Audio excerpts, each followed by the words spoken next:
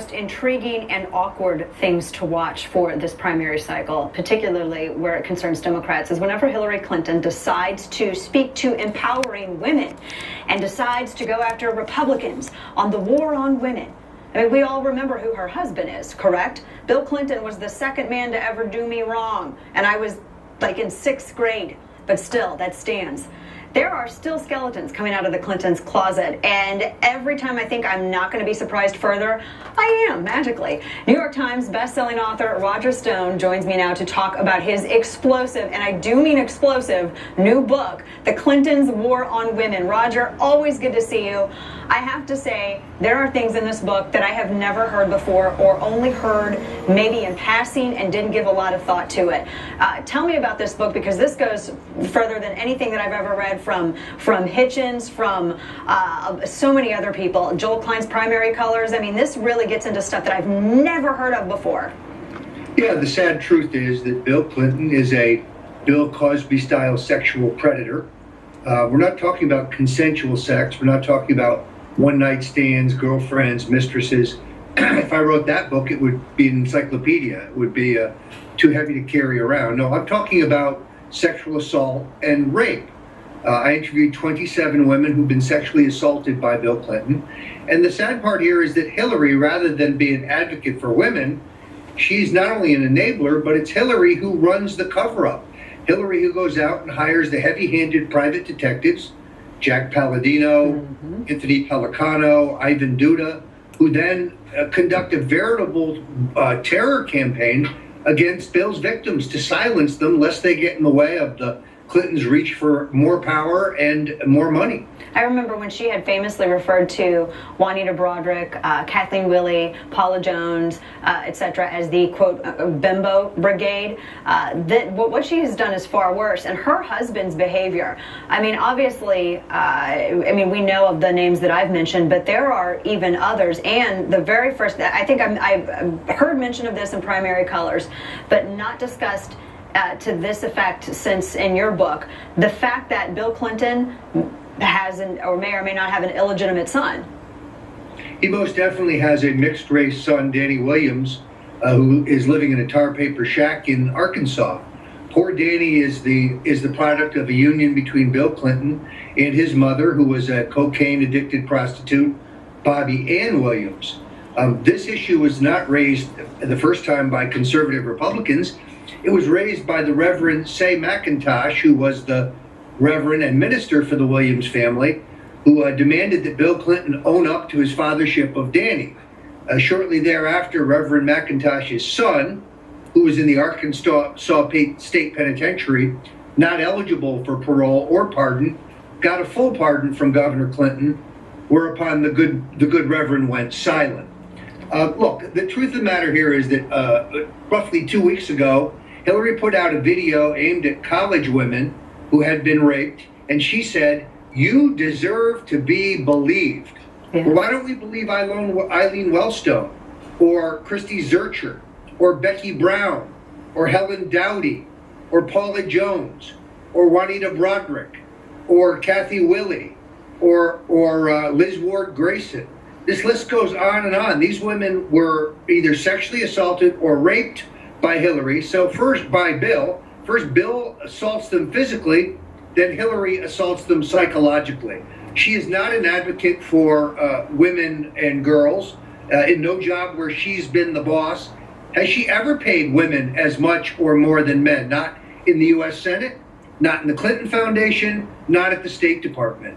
When it comes to issues regarding women and girls, she's a fraud. And this, his, Bill Clinton's behavior, you discuss in your book, too, how he would go jogging when he was governor of Arkansas, and not far away from the governor's mansion was a low-income area where there would be, illicit activities, prostitution, etc. And he would go jogging down there just, for a quick hit or a quick break, something like this. And not only did he have a sexual addiction, but he also apparently, in your book, you detail how he also had a drug addiction as well. Yeah, he was a habitual user of cocaine. He went into drug rehab at least 4 times. He was also intimately connected to drug trafficking.